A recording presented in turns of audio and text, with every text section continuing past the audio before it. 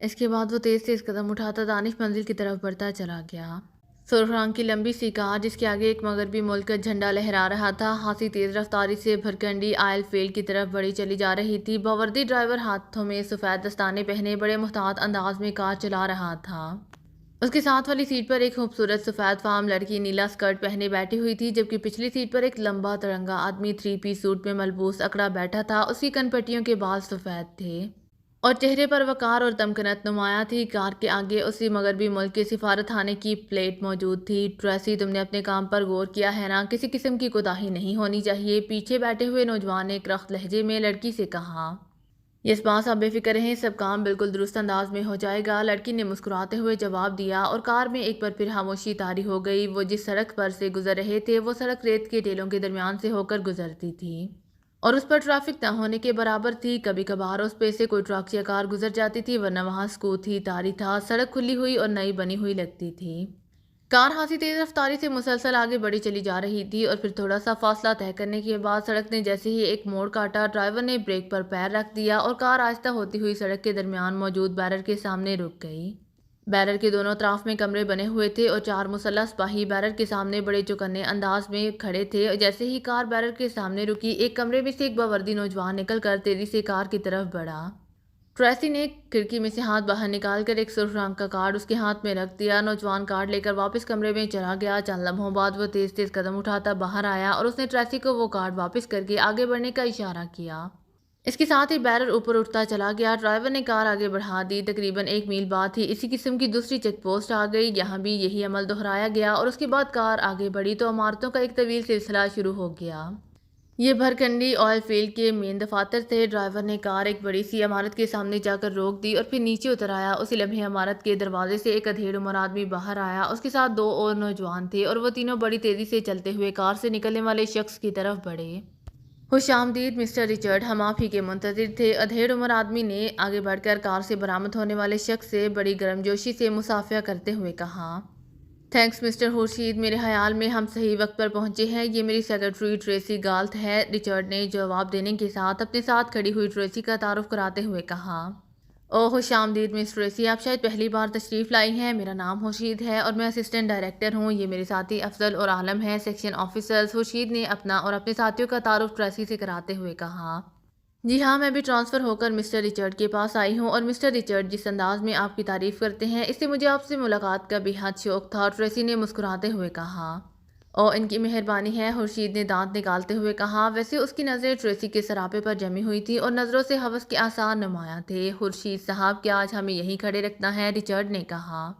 او sorry, very sorry, آئیے تشریف لائیے، خورشید نے بخلائے ہوئے انداز میں کہا، اور اس کے ساتھی اور رچرڈ بیک وقت مسکرا دیے۔ تھوڑی دیر بعد وہ ایک سجے سجائے دفتر میں بیٹھے تھے۔ ٹریسی کو خورشید نے خاص طور پر اپنے ساتھ والی کرسی پر بٹھایا تھا۔ میرے خیال میں پہلے کام کی بات ہو جائے، اس کے بعد باتیں ہوں گی، رچرڈ نے کرسی پر بیٹھتے ہوئے کہا۔ افضل فائل لے آؤ، خورشید نے افضل سے مخاطب ہوتے ہوئے کہا۔ یس سر، افضل نے مؤدبانہ لہجے میں کہا اور اٹھ کر دفتر سے باہر نکلتا چلا گیا۔ اس بار آپ کو ہم سے خصوصی رعایت کرنی ہوگی مسٹر رچرڈ، خورشید نے آگے جھک کر قدرے عاجزانہ لہجے میں کہا۔ وہ کیسے؟ میرا خیال ہے کہ ہمارے ریٹس تو طے شدہ ہیں، رچرڈ نے چونکتے ہوئے جواب دیا۔ جی ہاں، طے تو ہیں، لیکن ایک افریقی ملک نے چیئرمین کو خصوصی پیشکش کی ہے اور چیئرمین اس پیشکش پر غور کرنا چاہتے ہیں، لیکن میں نے مداخلت کی کہ ہم آپ سے خصوصی رعایت کرا لیں گے، آخر آپ ہماری پرانی پارٹی ہیں، خورشید نے کہا۔ سوری مسٹر خورشید، میں خود تو یہ فیصلہ نہیں کر سکتا، اس کا فیصلہ تو سفیر صاحب ہی کر سکتے ہیں، اور آپ جانتے ہیں کہ وہ ان معاملات میں کتنے سخت ہیں، رچرڈ نے قدرے سخت لہجے میں جواب دیتے ہوئے کہا۔ اسی لمحے افضل ایک بڑی سی فائل اٹھائے اندر داخل ہوا۔ اس نے فائل کھول کر ایک ٹائپ شدہ کاغذ رچرڈ کے سامنے رکھ دیا۔ کچھ نہ کچھ تو کیجیے، میں چیئرمین سے وعدہ کر بیٹھا ہوں کہ آپ سے رعایت کرا لوں گا، اور یہ بات بھی میں جانتا ہوں کہ آپ کتنے بااثر ہیں، جناب سفیر صاحب آپ کی بات نہیں ڈال سکتے۔ دوسری بات پرسنل ہے کہ اگر آپ نے کچھ رعایت کر دی تو میری ترقی بھی ہو سکتی ہے، خورشید نے جواب دیا۔ لیکن آپ نے ریٹس بہت کم لگائے ہیں، ان ریٹس پر تو ہم مال سپلائی نہیں کر سکتے، ویری سوری، یہ تو بہت فرق ہے، رچرڈ نے برا سا منہ بنا کر سر ہلاتے ہوئے کہا۔ اس کی نظریں کاغذ پر جمی ہوئی تھیں۔ آپ کے لیے کیا فرق پڑتا ہے جناب، آپ کا ملک تو اتنا امیر ہے کہ وہ چاہے تو ہمیں مفت بھی مال سپلائی کر سکتا ہے، خورشید نے کہا۔ یہ بات اپنی جگہ درست ہے، لیکن ویری سوری، اتنا فرق نہیں ہو سکتا، ہمیں یہ سودا کینسل کرنا ہوگا۔ آپ بے شک اس افریقی ملک سے بات کر لیں، لیکن آپ کو معلوم ہونا چاہیے کہ ہمارا ملک آپ کو مزید کتنی سہولیات دے رہا ہے۔ اور سودا کینسل ہونے کے بعد یہ تمام سہولیات بھی ختم ہو جائیں گی۔ رچرڈ نے سخت لہجے میں کہا، کیا ایسا نہیں ہو سکتا کہ اس بار آپ پرانے ریٹس پر ہی سودا کر لیں اور آئندہ کے لیے مسٹر رچرڈ آپ کے نئے ریٹس کے بارے میں کوشش کریں؟ مسئلہ تو صرف ایک ماہ کا ہے۔ ٹریسی جو اب تک خاموش بیٹھی ہوئی تھی بول پڑی، نہیں مس ٹریسی، آپ نہیں سمجھتی، میں آئندہ کے لیے بھی حتمی وعدہ نہیں کر سکتا، اس لیے یہ سودا کینسل ہی کرنا پڑے گا۔ رچرڈ نے کہا، او آپ تو بالکل ہی ناراض ہو گئے ہیں مسٹر رچرڈ، کوئی بات نہیں، میں چیئرمین صاحب سے بات کر لوں گا، آپ پرانے ریٹس پر ہی معاہدہ سائن کر دیجئے۔ خورشید نے اچانک پینترا بدلتے ہوئے کہا اور رچرڈ اور ٹریسی کے چہروں پر مسکراہٹ آ گئی۔ یقین کیجئے مسٹر خورشید، میں مجبور ہوں، ورنہ کوئی ایسی بات نہیں تھی، رچرڈ نے معذرت خواہانہ لہجے میں کہا۔ کوئی بات نہیں جناب، مس ٹریسی پہلی بار تشریف لائی ہیں اور ہم نہیں چاہتے کہ وہ ناکام واپس جائیں، خورشید نے ہنستے ہوئے کہا۔ اس نے افضل کو اشارہ کیا تو اس نے فائل میں سے وہ صفحہ کھینچ لیا، اب نیچے ایک اور ٹائپ شدہ کاغذ تھا۔ او تو آپ نے دونوں کاغذ لگا رکھے تھے، رچرڈ نے مسکراتے ہوئے کہا۔ کیا کریں جناب، کوشش کرنا تو ہمارا فرض ہے، خورشید نے کہا، اور رچرڈ نے مسکراتے ہوئے جیب سے کاغذ نکالا اور کاغذ پر سائن کر دیے۔ ٹریسی نے اپنے ہینڈ بیگ سے ایک سٹیمپ نکالی اور اس نے اٹھ کر رچرڈ کے دستخطوں کے نیچے وہ سٹیمپ لگا دی۔ تھینک یو، خورشید نے کہا، پھر اس نے افضل اور عالم کو جانے کا اشارہ کیا۔ دوسرے لمحے ایک چپراسی اندر داخل ہوا، اس نے ایک شراب کی بوتل اور 3 گلاس میز پر رکھ دیے، اور پھر خورشید نے ہوتی بوتل کا کار ہٹا کر گلاس بھرے اور پھر ایک گلاس رچرڈ کی طرف کھسکانے کے بعد اس نے دوسرا گلاس مس ٹریسی کی طرف بڑھا دیا۔ تھینک یو، ٹریسی نے کہا۔ مسٹر خورشید کے پاس بہت پرانی شراب کا بڑا شاندار ذخیرہ ہے مس ٹریسی، رچرڈ نے گلاس اٹھاتے ہوئے ٹریسی سے مخاطب ہو کر کہا۔ او اچھا، واقعی، ٹریسی نے حیرت بھرے انداز میں آنکھیں پھاڑتے ہوئے کہا، جیسے اسے یقین نہ آ رہا ہو۔ بس شوق کی بات ہے مس ٹریسی، اگر آپ یہ شراب پینا چاہیں تو میری طرف سے دعوت عام ہے، مجھے آپ کی خدمت کر کے مسرت ہوگی۔ خورشید نے فوراً ہی دعوت دیتے ہوئے کہا، تو منگوائیے، ضرور پیوں گی، مجھے تو پرانی شراب چکھنے کا جنون ہے، ٹریسی نے کہا۔ لیکن وہ یہاں دفتر میں تو نہیں آ سکتی، یہاں تو شراب ویسے ہی ممنوع ہے، صرف آپ جیسے صاحبان کے لیے سرکار نے اجازت دے رکھی ہے، خورشید نے سر ہلاتے ہوئے کہا۔ تو وہ پرانی شراب آپ نے کہاں چھپا کر رکھی ہوئی ہے، ٹریسی نے ہنستے ہوئے کہا۔ وہ میری کوٹھی کی خفیہ تجوری میں محفوظ ہے مس ٹریسی، اگر آپ دونوں دعوت قبول فرمائیں تو آج رات میرے پاس بطور مہمان رہ لیں اور جتنی جی چاہے شراب پی لیں، خورشید نے دانت نکالتے ہوئے کہا۔ او شکریہ، میری تو ایک اہم میٹنگ ہے، ورنہ میں آپ کی یہ دعوت ضرور قبول کرتا، لیکن مس ٹریسی اگر قبول کرنا چاہیں تو مجھے کوئی اعتراض نہیں ہے، رچرڈ نے مسکراتے ہوئے کہا۔ مگر مسٹر رچرڈ، میٹنگ میں میری شرکت بھی تو ضروری ہے، ٹریسی نے مایوس سے لہجے میں کہا۔ اگر آپ دعوت قبول کرنا چاہتی ہیں تو اس کا فکر نہ کریں، میں سنبھال لوں گا، رچرڈ نے ٹریسی سے مخاطب ہو کر کہا۔ بہت بہت شکریہ مسٹر رچرڈ، دراصل مجھے پرانی شراب کا جنون ہے، آپ جانتے تو ہیں، لیکن مسز خورشید تو برا نہیں منائیں گی، ٹریسی نے مسکراتے ہوئے کہا۔ ارے کیسے مسز خورشید، میں نے تو آج تک شادی ہی نہیں کی، خورشید نے کہا لگاتے ہوئے کہا۔ او پھر تو ٹھیک ہے، لیکن مس ٹریسی نے ہچکچاتے ہوئے کہا۔ لیکن کچھ نہیں، اب آپ کو یہ دعوت قبول کرنا ہی ہوگی، کل ویسے بھی دفتر بند ہے، میں آپ کو خود سفارت خانے ڈراپ کر دوں گا، خورشید نے زور دے کر کہا۔ اس کی آنکھوں میں شیطانی چمک ابھر آئی تھی اور اس کی نظریں ٹریسی کے حسین سراپے پر جیسے جم سی گئی تھیں۔ اچھا، اگر آپ مجبور کرتے ہیں تو مجھے کوئی اعتراض نہیں، ٹریسی نے ایک طویل سانس لیتے ہوئے کہا۔ گڈ مس ٹریسی گڈ، آپ یقیناً اس خوبصورت دعوت کو ہمیشہ یاد رکھیں گی، تھینک یو، خورشید نے باچھیں پھاڑتے ہوئے کہا اور رچرڈ کے لبوں پر معنی خیز مسکراہٹ تیرنے لگی۔ اچھا پھر مجھے اجازت دیجیے، رچرڈ نے اٹھتے ہوئے کہا۔ ابھی تو شام ہے، کیا ایسا نہیں ہو سکتا کہ خورشید صاحب ہمارے ساتھ چلے، ہم کچھ دیر تفریح کے بعد رات کو واپس آ جائیں گے، ٹریسی نے کہا۔ آپ مسٹر رچرڈ کو جانے دیں، دفتر بند ہونے میں صرف آدھا گھنٹہ رہ گیا ہے، آدھے گھنٹے بعد میں آپ کو اپنی کار میں لے چلوں گا، پھر جیسی تفریح آپ چاہیں گی کر کے واپس آ جائیں گے، خورشید نے دانت نکالتے ہوئے کہا۔ تب ٹھیک ہے، دراصل میں اپنے گھر سے نائٹی بھی لینا چاہتی تھی، ٹریسی نے کہا۔ اوکے پھر مجھے اجازت، رچرڈ نے مصافحہ کے لیے ہاتھ بڑھاتے ہوئے کہا اور خورشید نے بڑی گرم جوشی سے اس کے ساتھ مصافحہ کیا، اور پھر وہ ٹریسی سمیت اسے باہر کار تک چھوڑنے آیا۔ ٹریسی نے بھی رچرڈ کو گڈ بائے کہا اور رچرڈ مسکراتا ہوا کار میں بیٹھا اور ڈرائیور نے اشارہ ملتے ہی کار واپس موڑ دی۔ دونوں چیک پوسٹوں سے گزرنے کے بعد جب کار کھلی سڑک پر پہنچی تو رچرڈ نے سامنے والی نشست کے عقب میں موجود ایش ٹرے کو باہر کھینچا اور پھر اسے ایک جھٹکے سے نیچے کی طرف دبایا تو دوسرے لمحے کھٹک کی آواز کے ساتھ نشست کے عقب میں ایک بڑا سا خانہ کھل گیا اور ایک ٹرانسمیٹر نظر آنے لگا۔ رچرڈ نے اس کی ناپ کو گھمایا اور جب درمیان میں لگے ہوئے ڈائل کی سوئی ایک مخصوص ہندسے پر پہنچی تو اس نے ایک بٹن دبا دیا، بٹن دبتے ہی ایک بلب جل اٹھا، اس کا رنگ گہرا سرخ تھا۔ Hello Richard calling, studio over, Richard بار بار یہی فقرہ دہرا رہا تھا، یس اسٹوڈیو اسپیکنگ اوور۔ اچانک ٹرانسمیٹر سے ایک آواز گونجی اور اس کے ساتھ ہی سرخ بلب سبز ہو گیا۔ ٹریسی رات کو اسسٹنٹ ڈائریکٹر کے پاس رہے گی، بندوبست ہو گیا ہے، وہ اسسٹنٹ ڈائریکٹر کو لے کر کوٹھی پہنچے گی، تم ہوشیار رہنا، اوور، رچرڈ نے کہا۔ اسسٹنٹ ڈائریکٹر کو کوئی شک تو نہیں ہوا، رچرڈ وہ بے حد کایا شخص ہے، اوور، دوسری طرف سے پوچھا گیا۔ शक कैसा, ट्रेसी का जिस्म ही ऐसा है कि अच्छे अच्छे चौकड़ी भूल जाते हैं। उसका तो बस नहीं चल रहा था कि वो नज़रों ही नज़रों में ट्रेसी को खा जाए। ओवर रिचर्ड ने हंसते हुए जवाब दिया। हाँ, यही एक खामी है उसमें, बहरहाल ठीक है, मैं होशियार रहूँगा, ओवर स्टूडियो ने जवाब दिया। कोशिश करना कि आज रात बुनियादी काम मुकम्मल हो जाए, क्योंकि हम ट्रेसी को ज़्यादा देर वहाँ नहीं रख सकते, वरना सिक्योरिटी वाले मशकूक भी हो सकते हैं। एक रात का कोई मसला नहीं, ओवर, रिचर्ड ने कहा। मैं समझता हूँ रिचर्ड, तुम बेफिक्र हो, काम हो जाएगा और तुम्हें कल कामयाबी की रिपोर्ट मिल जाएगी, ओवर स्टूडियो ने जवाब दिया।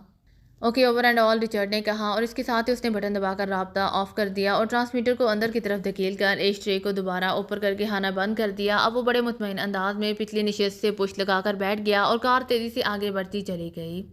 दारुल हुकूमत से 50 किलोमीटर दूर ताजदार डैम था। ये दरियाए ओखा पर बंधा हुआ एक डैम था जिससे पन बिजली पैदा की जाती थी और इस पन बिजली से दारुल हुकूमत के एक हिस्से और दूर दराज के देहातों को भी सप्लाई की जाती थी। और डैम की वजह से जो पानी ज़हीरा कर लिया जाता था उससे कई नहरें निकलती थी जिससे इर्द गिर्द का इलाका सैराब किया जाता था। ये डैम फौजी नुक्ता नज़र से हादसा अहम था, क्योंकि इस डैम की वजह से दारुल हुकूमत को एक अच्छा हादसा दिफाई कवर मुहैया होता था। यही वजह थी कि डैम की खसूसी हिफाजत की जाती थी। उस पर मुसल्लह अफवाज का एक चाको चौबंद दस्ता हर वक्त पहरा देता रहता था, लेकिन ये फौजी दस्ता दरअसल इन लोगों पर नजर रखने के लिए यहाँ तैनात किया गया था जिन पर गैर मुल्की जासूस होने का शक गुजरता था, वरना असल डैम की हिफाजत के लिए बाकायदा सिक्योरिटी गार्ड्स मौजूद थे। डैम के साथ ही वहाँ काम करने वालों के लिए एक बहुत बड़ी कॉलोनी मौजूद थी जिसे 1 यूनिट कॉलोनी कहा जाता था। डैम के साथ ही बिजली बनाने का एक छोटा सा यूनिट मौजूद था और इस यूनिट के अकब में एक खासी बड़ी झील थी जिसमें पानी का बड़ा ज़हीरा किया जाता था। उसकी शमाल और मशरिक की तरफ से 2 बड़ी नहरें इसमें से निकलकर दूर तक चली जाती थीं। इस वक्त आधी रात से ज़्यादा का वक्त हो चुका था और एक बड़ी नहर की पटरी पर एक स्याह रंग की जीप तेज़ी से झील की तरफ बढ़ी चली जा रही थी। जीप में 4 अफराद मौजूद थे जिन्होंने स्याह रंग के चुस्त लिबास पहन रखे थे। उन्होंने अपनी पुश्त पर स्याह रंग के बड़े बड़े थाले लादे हुए थे। वो खामोश बैठे हुए थे। जीप की हेडलाइट्स बंद थीं और वो सिर्फ हल्की सी कुदरती रोशनी में ही आगे बढ़ी चली जा रही थी। आगे चेक पोस्ट है, जीप आगे नहीं जा सकती, इसे हमें यहीं किसी तरफ रोकना होगा, अचानक ड्राइवर ने कहा। ठीक है, इसे किसी महफूज जगह छुपा दो, आगे हम पैदल ही चले जाएंगे, साथ वाली सीट पर बैठे हुए आदमी ने कहा। और ड्राइवर ने सर हिलाते हुए ज़रा आगे जाकर जीप का रुख यकलहत बाएं तरफ मोड़ा और जीप यकलहत नीचे की तरफ झुकी। एक लम्हे के लिए यही महसूस हुआ जैसे वो कहीं हला में गिर रही हो, मगर दूसरे लम्हे वो संभल गई और फिर हचकोले खाती हुई और उछलती हुई गहराई में उतरती चली गई और काफ़ी नीचे आकर उसका तवाज़न कदरे दुरुस्त हुआ। फिर वो आहिस्ता आहिस्ता रेंगती हुई घनी झाड़ियों में घुसती चली गई। ये झाड़ियाँ दूर तक फैली हुई नजर आ रही थी। एक बड़ी झाड़ी की आड़ में पहुंचकर जीप रुक गई और फिर ड्राइवर समेत सब छलांगे लगाकर नीचे उतर आए। उन्होंने 4 लम्हे इधर उधर देखते हुए माहौल का जायजा लिया और फिर वो सब तेज़ी से इन्हीं झाड़ियों में चलते हुए झील की तरफ बढ़ने लगे। काफ़ी दूर उन्हें पटरी के ऊपर कई बल्ब जलते हुए नजर आ रहे थे। ये चेक पोस्ट थी। वो सब झाड़ियों की ओर लेते हुए इस चेक पोस्ट की तरफ बढ़ते चले गए। क्योंकि वो नहर की पटरी से हाथ से गहराई में थे, इसलिए ऊपर से उनका नजर आ जाना मुश्किल था। चेक पोस्ट के करीब पहुंचकर वो और ज़्यादा मोहतात हो गए। चेक पोस्ट पर 2 मुसल्लह सिपाही हाथों में सब गन्ने उठाए बड़े मोहतात अंदाज में खड़े थे। चेक पोस्ट पर कितने अफराद हैं, सिडनी, एक स्याहपोश ने दूसरे से सरगोशियाना अंदाज में पूछा। 4 अफराद हैं बास, 2 अंदर कमरे में होंगे, दूसरे ने जवाब दिया। ठीक है, पूछने वाले ने सर हिलाते हुए कहा। फिर उसने पुश्त पर लदे हुए बैग में हाथ डालकर एक छोटी नाल की गन निकाल ली। गन की नाल का सिरा इंतहाई बारीक था। उसने गन का क्लिप खींचा, फिर उसे अपने कांधे से लगाकर उसने नाल का रुख चेक पोस्ट पर खड़े हुए एक सिपाही की तरफ करके ट्रैगर दबा दिया। गन से हल्की सी ट्रिच की आवाज़ निकली। दूसरे लम्हे इस सिपाही ने एक झटका खाया और उछलकर ज़मीन पर जा गिरा। उसके मुंह से कोई आवाज़ नहीं निकली थी। दूसरा सिपाही चौंक कर उसकी तरफ बढ़ा और स्याहपोश ने दूसरी बार ट्रैगर दबा दिया। एक बार फिर ट्रिच की आवाज़ सुनाई दी और दूसरा सिपाही भी झटका खाकर ज़मीन पर गिर गया। उसके मुंह से हल्की सी चीख निकली थी, लेकिन ज़मीन पर गिरते ही वो साकत हो गया था। उस लम्हे कमरे में से एक सिपाही भागता हुआ बाहर आया। फिर स्याहपोश ने तीसरी बार ट्रैगर दबाया और आने वाला लट्टू की तरह घूमता हुआ फर्श पर एक धमाके से गिरा। 4 लम्हों बाद दरवाजे में से चौथा सिपाही नमूदार हुआ और उसे दरवाजे से बाहर निकलने की भी मोहलत ना मिली और वो वहीं दरवाजे में ही ढेर हो गया। आओ, स्याहपोश ने उसके गिरते ही कहा और वो सब तेज़ी से दौड़ते हुए ऊंचाई पर चढ़कर चेक पोस्ट की तरफ बढ़ने लगे। चेक पोस्ट खाली पड़ी हुई थी और वो चारों स्याह नकाब पोश चेक पोस्ट के कमरे से निकलकर तेज़ी से आगे बढ़ते चले गए। अब यहाँ से पानी के अंदर आसानी से हम बढ़ सकते हैं। दूसरी तरफ पहुँचते ही स्याहपोश ने नहर की तरफ देखते हुए कहा और बाकी तीनों ने भी सर हिला दिए। फिर उन्होंने तेज़ी से कमर पर लदे हुए बैग नीचे उतारे और उसमें से गोताखोरी का लिबास निकाल लिया। साथ ही छोटे मिसाइलों जैसे ऑक्सीजन सिलेंडर भी उन्होंने अपने सीने पर बेल्टों से बांध लिए थे और फिर वाटर प्रूफ थैले दोबारा कमर पर बांध कर इन सब ने नहर में छलांगें लगा दी। نہر کی تہہ میں پہنچ کر انہوں نے دیکھا کہ جس جگہ چیک پوسٹ تھی وہاں تاروں کا ایک جال سا پانی کے اندر نہر کی چوڑائی میں نصب تھا، اور اس جال کی وجہ سے اس کو چیک پوسٹ کراس کرنی پڑی تھی، ورنہ وہ پہلے ہی نہر میں چھلانگیں لگا کر پانی کے اندر سے ہی چیک پوسٹ کراس کر سکتے تھے۔ پانی میں کودتے ہی وہ تیزی سے جھیل کی طرف بڑھتے چلے گئے۔ پانی کا بہاؤ خاصا تیز تھا، لیکن وہ ماہر تیراکوں کی طرح آگے بڑھتے چلے جا رہے تھے۔ جو وہ آگے بڑھتے جا رہے تھے، نہر کی سطح اونچی ہوتی جا رہی تھی، اور تھوڑی ہی دیر بعد وہ اس جگہ پہنچ گئے جہاں جھیل میں سے پانی نہر میں گر رہا تھا۔ جھیل کی سطح خاصی بلند تھی، اور عین اس جگہ باہر ایک بڑا سا دفتر موجود تھا، جس کے باہر ایک چیک پوسٹ بھی بنی ہوئی تھی۔ شاید یہ اس جگہ کو چیک کرنے کے لیے بنائی گئی تھی تاکہ کسی قسم کے خطرے کی صورت میں پانی کو کنٹرول کیا جا سکے۔ اب یہاں سے اوپر جھیل تک پہنچنا ناممکن تھا، کیونکہ پانی پوری قوت سے نیچے گر رہا تھا۔ سیاہپوش نے اپنے ساتھیوں کو اشارہ کیا، اور وہ تیزی سے نہر کے دوسرے کنارے کی طرف سمٹتے چلے گئے۔ یہ چیک پوسٹ کی مخالف سمت تھی، اور پھر سیاہ نقاب پوش آہستگی سے اوپر چڑھتا چلا گیا۔ اس کے باقی ساتھی بھی اس کی پیروی کر رہے تھے۔ چند لمحوں بعد وہ سب نہر کے دوسرے کنارے پر زمین سے چپٹے ہوئے پڑے تھے۔ نہر کی چوڑائی چونکہ خاصی زیادہ تھی، اس لیے چیک پوسٹ کے بلبوں کی روشنی پوری طرح دوسرے کنارے کو روشن نہ کر رہی تھی، اور سیاہ زمین سے چمٹے ہوئے وہ اندھیرے کا ایک حصہ بن چکے تھے۔ وہ چند لمحے زمین سے چمٹے رہے، پھر تیزی سے جھیل کی طرف کھسکتے چلے گئے۔ اس طرف ایک پٹری سی تھی، جس کی ایک طرف جھیل تھی، جبکہ دوسری طرف پان بجلی بنانے والے یونٹ کی اونچی دیوار تھی۔ دیوار کے اوپر جگہ جگہ مرکری بلب نصب تھے، لیکن چونکہ یہ بلب ٹیڑھے اور کافی آگے کو بڑھے ہوئے پولوں پر نصب تھے، اسی لیے دیوار سے بالکل ساتھ ساتھ ملگجا سا اندھیرا تھا۔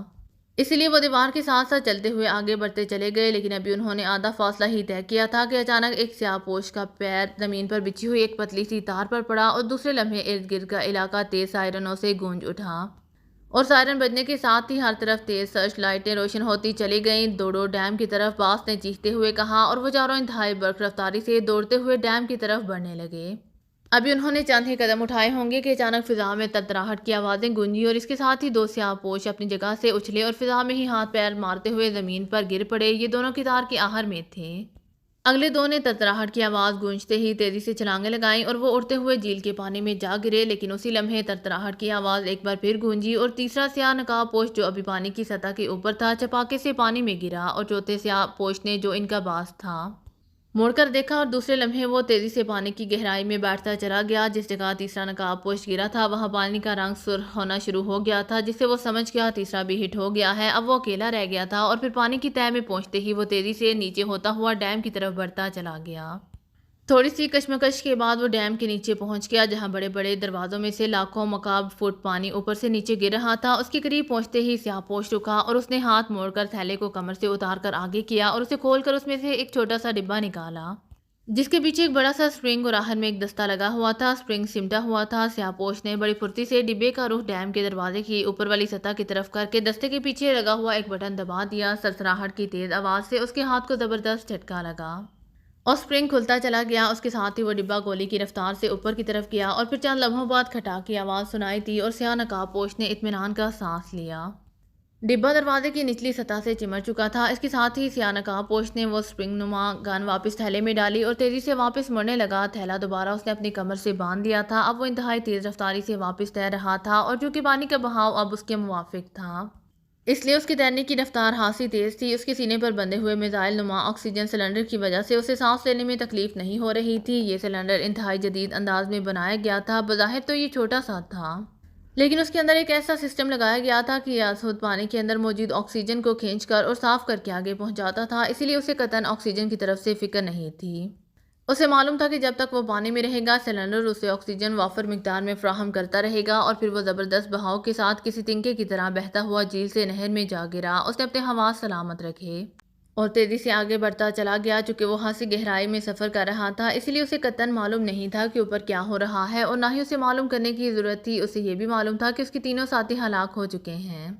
اگر وہ صحیح سلامت ہوتے تو تب 4 ڈبے ڈیم کے چاروں دروازوں کے نیچے فٹ ہو جاتے، لیکن چونکہ وہ تینوں ہلاک ہو چکے تھے اسی لیے اب اسے ایک پر ہی اکتفا کرنا پڑ رہا تھا۔ لیکن اسے معلوم تھا کہ ایک ڈبہ ہی آدھے سے زیادہ ڈیم کو تباہ کر سکتا ہے، اسی لیے وہ مطمئن تھا۔ نہر کی تہہ میں بڑھتے ہوئے اچانک سے دور نہر کے اندر وہ جال نظر آ گیا، اور اس جال کے نظر آتے ہی وہ سمجھ گیا کہ پہلی چیک پوسٹ کے قریب پہنچ گیا ہے۔ وہ چند لمحے رکا، پھر اس نے تھیلے میں ہاتھ ڈال کر ایک نلکی سی نکال لی۔ نلکی کو وہ اوپر کی طرف کھینچتا چلا گیا جیسے ریڈیو کا ایریل کھینچا جاتا ہے۔ اس نلکی کا رنگ سیاہ تھا، اور اس کے اندر سوراخ تھا۔ اوپر سے اس کا سر چپٹا سا تھا، اور اس میں ایک مخصوص قسم کا آئینہ لگا ہوا تھا۔ اس آئینے میں چمک نہیں تھی، بلکہ وہ مدھم سا تھا۔ جب نلکی پوری لمبائی میں کھنچ گئی تو وہ نلکی کے نچلے سرے کو آنکھ سے لگا کر اسے دونوں ہاتھوں میں سنبھالے ہوئے آہستہ آہستہ اوپر کی طرف ہونے لگا۔ اس کی آنکھ نلکی کے سوراخ سے لگی ہوئی تھی۔ تھوڑی دیر بعد اسے سوراخ میں سے روشنی نظر آئی اور اس نے اپنے آپ کو روک لیا۔ اس کے بعد اس نے ایک ہاتھ سے نلکی کو ذرا سا مروڑا تو اسے سوراخ میں سے منظر واضح طور پر نظر آنے لگا۔ اوپر چیک پوسٹ پر بہت سے افراد نظر آ رہے تھے، جن میں مسلح افراد بھی تھے اور بغیر مسلح بھی 2 جیپیں بھی نظر آ رہی تھیں۔ وہ کافی دیر تک اس منظر کو دیکھتا رہا، پھر اس نے نلکی کو بند کرنا شروع کر دیا اور جب وہ پہلے والی شکل میں آ گئی تو اس نے نلکی کو واپس بیگ میں ڈالا۔ پھر بیگ میں سے ایک چھوٹا سا ہینڈ گرنیڈ نکال کر اس نے ہاتھ میں پکڑا اور نہر کے کنارے کی طرف بڑھتا چلا گیا۔ کنارے کے قریب پہنچ کر وہ اوپر کی طرف اٹھا، پھر پانی کی سطح کے قریب جا کر اس نے آہستہ سے سر باہر نکالا۔ کنارے کے اوپر ابھی تک لوگ موجود تھے اور باتوں کی ہلکی ہلکی آوازیں سنائی دے رہی تھیں۔ وہ بام کو ہاتھ میں پکڑے آہستہ آہستہ اوپر اٹھنے لگا اور اب وہ نہر کے دلدلی کنارے سے چپکا ہوا تھا۔ اس کے پیر البتہ ابھی تک پانی میں تھے، اب کنارہ صرف چند فٹ اوپر رہ گیا تھا۔ سیاہ پوش چند لمحے رکا، پھر اس نے بام کے ایک سرے کو انگوٹھے سے دبایا اور دوسرے لمحے اسے تیزی سے اوپر اچھال دیا اور خود کنارے کے ساتھ چمٹ گیا۔ دوسرے لمحے خوفناک اور کان پھاڑ دھماکہ ہوا اور چیک پوسٹ کا کمرہ اور کنارے کا بہت سا حصہ ٹوٹ کر پانی میں گرنے لگا۔ سیاہ پوش چونکہ کنارے کے ساتھ بالکل چمٹا ہوا تھا، اسی لیے اوپر سے گرنے کے ملبے سے محفوظ رہا۔ دھماکے کے ساتھ ہی چیخوں کی آوازیں ابھری تھیں اور چند لمحوں بعد جیسے ہی دھماکے کی باز گشت ختم ہوئی، سیاہ پوش انتہائی تیز رفتاری سے گھسیٹتا ہوا اوپر کنارے پر چلا گیا۔ اوپر ہر طرف لاشیں اور ملبہ بکھرا ہوا تھا، البتہ 2-4 زخمیوں کی کراہیں بھی سنائی دے رہی تھیں۔ سیاہ پوش اوپر پہنچتے ہی بجلی کسی تیز رفتاری سے دوڑ کر ملبے کو کراس کر کے چیک پوسٹ کی دوسری طرف پہنچا اور ایک بار پھر نہر میں چھلانگ لگا دی۔ اب وہ نہر میں موجود جال کراس کر کے آیا تھا۔ نہر میں پہنچتے ہی وہ تیزی سے تیرتا ہوا آگے چلا گیا اور جب اسے یقین ہو گیا کہ اب وہ اس جگہ پہنچ گیا ہے جہاں اس کی جیپ موجود ہے تو وہ دوبارہ کنارے کی طرف گیا اور چند لمحوں بعد وہ کنارے پر پہنچ چکا تھا۔ چیک پوسٹ خالی تھی اور ہر طرف سائرنوں کی تیز آوازوں کے ساتھ دوڑتی ہوئی جیپوں کی آوازیں سنائی دے رہی تھیں۔ پورے ڈیم پر سرچ لائٹیں جل رہی تھیں، لیکن اب سیاہ پوش محفوظ تھا۔ وہ پٹری کراس کر کے دوسری طرف نیچے اترتا چلا گیا اور چند لمحوں بعد وہ جھاڑیوں میں سے ہوتا ہوا اپنی جیپ کے پاس پہنچ گیا۔ جیپ کے پاس پہنچتے ہی وہ اچھل کر ڈرائیونگ سیٹ پر بیٹھا اور جیپ کا انجن دوسرے ہی لمحے ہلکی سی گھراہٹ کے ساتھ جاگ اٹھا اور پھر جیپ جھاڑیوں میں دوڑتی چلی گئی۔ کافی فاصلہ طے کرنے کے بعد وہ جیپ کو پٹری کے اوپر چڑھا لایا اور پھر پٹری دور ہوتے ہوئے تھوڑی دیر بعد وہ مین روڈ پر پہنچ گیا جہاں خاصی ٹریفک جاری تھی۔ اس نے جیپ اس ٹریفک پر ڈال دی اور خاصا فاصلہ طے کرنے کے بعد اس نے اطمینان سے جیپ ایک سائیڈ پر موڑ دی۔ اس سائیڈ روڈ کے دونوں طرف میں بڑے بڑے درخت تھے۔ سیاہ پوش نے جیپ سائیڈ روڈ سے ہٹا کر درختوں کی آڑ میں روکی اور پھر اس نے بڑی پھرتی سے اپنا لباس اتارنا شروع کر دیا۔ لباس کو ایک بڑے تھیلے میں ڈال کر اس نے تھیلا جیپ کی سیٹ کے نیچے بنے ہوئے خفیہ خانے میں ڈالا۔ اب اس کے نیچے والا پہنا ہوا اصل لباس ظاہر ہو گیا۔ اس نے اب وہ عام سے سوٹ میں ملبوس تھا۔ ڈیش بورڈ کے خانے سے کنگھی نکال کر اس نے بال سیٹ کیے، پھر اس نے ڈیش بورڈ کے نیچے ہاتھ پھیرا اور ایک ابری ہوئی جگہ کو دباتے ہی ڈیش بورڈ کی سائیڈ کا ایک حصہ کسی ڈھکن کی طرح کھلتا چلا گیا۔ اس کے اندر ایک چھوٹی سی ٹرانسمیٹر مشین موجود تھی۔ سیاہ پوش نے وہ مشین باہر نکالی، پھر اس کے اوپر لگا ہوا ایک بٹن دبا دیا۔ بٹن دبتے ہی مشین پر لگا ہوا ایک چھوٹا سا بلب تیزی سے جلنے بجھنے لگا اور ڈائل روشن ہو گیا جس پر ایک سرخ رنگ کی سوئی تھر تھرا رہی تھی۔ سیاہ پوش نے بٹن کے نیچے لگی ہوئی ناب گھمائی تو سوئی تیزی سے آگے بڑھنے لگی۔ جب سوئی ایک مخصوص ہندسے پر پہنچی تو ڈائل کے اوپر موجود ایک اور بلب چالو اٹھا، اس کا رنگ زرد تھا۔ لو اب اپنے ڈیم کو سنبھالو، سیاہ پوش نے بڑبڑاتے ہوئے کہا اور سرخ رنگ کے بڑے سے بٹن پر انگوٹھا رکھ کر اس نے دانت بھینچتے ہوئے ایک جھٹکے سے اسے پش کر دیا۔ بٹن پش ہوتے ہی سرخ رنگ کا بلب یکلہت بجھ گیا اور دوسرا بلب بھی ایک جھماکے سے بجھتا چلا گیا۔ سیاہ پوش نے بڑی پھرتی سے مشین دوبارہ خانے میں ڈال لی اور بند کیا۔ اسی لمحے اسے دور سے ہولناک گڑگڑاہٹ کی آواز سنائی دی اور سیاہ پوش کے چہرے پر مسکراہٹ پھیلتی چلی گئی۔ اس نے جیپ کا رخ موڑا اور تیزی سے مین روڈ پر آ کر بڑے اطمینان سے آگے بڑھتا چلا گیا۔ اس کے چہرے پر کامیابی اور فتح کا سکون پھیلا ہوا تھا۔